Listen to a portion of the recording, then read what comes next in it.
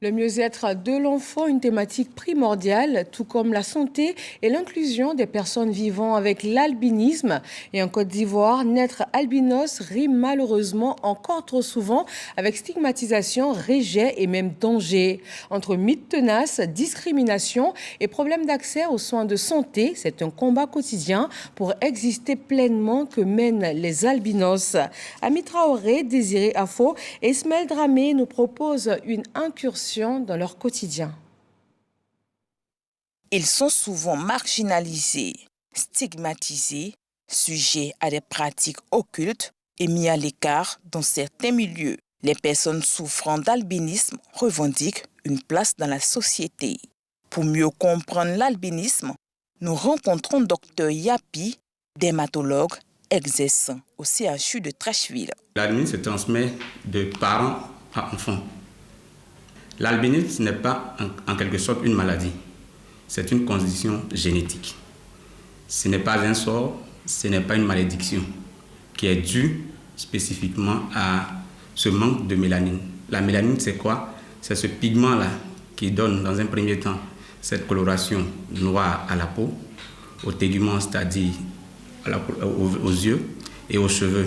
Selon le président du mouvement Albine, association des personnes atteintes d'albinisme, en Côte d'Ivoire, l'albinisme touche plus de 12 000 personnes. Pourtant, la société a encore du mal à les accepter. Au-delà du pigment, la mélanine qu'on n'a pas, on a tous le même groupe sanguin. Nous donnons notre sang. Moi, je suis un donneur depuis plus de 25 ans. Nous sommes des personnes à part entière et donc qu'on nous prenne comme telles. Parce que, vu notre physionomie, quand même on va chercher du travail, on émet un CV et que tu mets ta photo, quels que soient les diplômes que tu as eus, il y a une petite réticence. Tu vas aller faire un entretien d'embauche. À ton sens, c'est concluant. Mais on va te dire qu'on va te rappeler parce qu'on se dit que bon, c'est une personne atteinte de l'albinisme. Est-ce qu'il pourra? Est-ce qu'il va voir clair? Est-ce qu'il va faire ci? Est-ce qu'il va faire ça? Alors que dans tous les corps de métier, nous y sommes. Bamba Sidiki, couturier aux Deux Plateaux, dans la commune de Cocody, nous raconte son quotidien. Si j'ai les machines telles que les machines de broderie là. Voilà, parce que c'est les fils d'aiguille là, c'est droit. Alors que les piqueuses, c'est à gauche. On met les fils là dans l'aiguille. Mais quand c'est droit, ça me fatigue. Avant de mettre, ça me fatigue. Je mets, mais ça me fatigue. Voilà, surtout problème de vue. Mais comme maintenant je porte les verres, ça s'est amélioré un peu. Sylvie, mère de 3 enfants, eux aussi albinos, ne se sent pas rejetée. Elle vit sans complexe. Là où je suis née, je n'ai pas eu de rejet en famille, pas aussi avec mes amis, parce que étant petite à la maison, en tout cas, je faisais pratiquement tout. Je me sentais comme une personne à la peau noire, parce que je faisais pratiquement tout avec mes soeurs, que ce soit mes oncles, mes tantes, que ce soit mes amis. En tout cas, on faisait tout ensemble. Je n'ai pas trop été victime. Peut-être de loin, mais pas de près. Contrairement à Sylvie, Constant fait face au regard de la société. Quand, par exemple, je dois monter dans un véhicule de transport en commun et que je suis le premier à m'asseoir, il y a des gens qui rentrent, quand ils te voient, ils ne veulent pas s'asseoir à côté de toi. Ils changent de place. Ça, c'est des choses qu'on ressent. Et on a ça toute la journée. Quand ton moral n'est pas fort, tu es un peu abattu par là.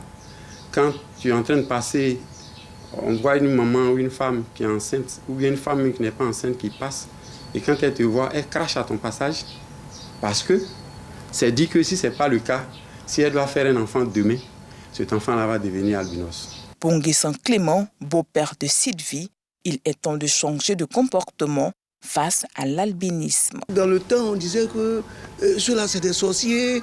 C'est comme ça on disait au village. Vous êtes rentré dans telle famille. Même quand le gars est ourqué un peu là, non, on a peur. Donc c'est les saisons comme nous. Donc c'est normal. Il faut les côtoyer pour les connaître. Quand on ne les côtoie pas, on ne les connaît pas.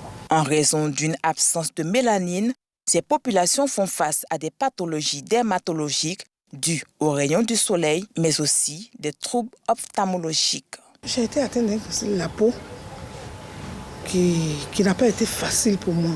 Ça fait qu'aujourd'hui, je suis en train de tout recommencer à zéro parce qu'il fallait tout miser pour que je sois là où je suis aujourd'hui. Je veux que le gouvernement se penche un peu Vraiment, si les femmes albinos, c'est pas facile. En Côte d'Ivoire, des associations, des médecins et des personnes concernées se mobilisent pour déconstruire les mythes et réclamer les droits fondamentaux, éducation, santé, sécurité et dignité.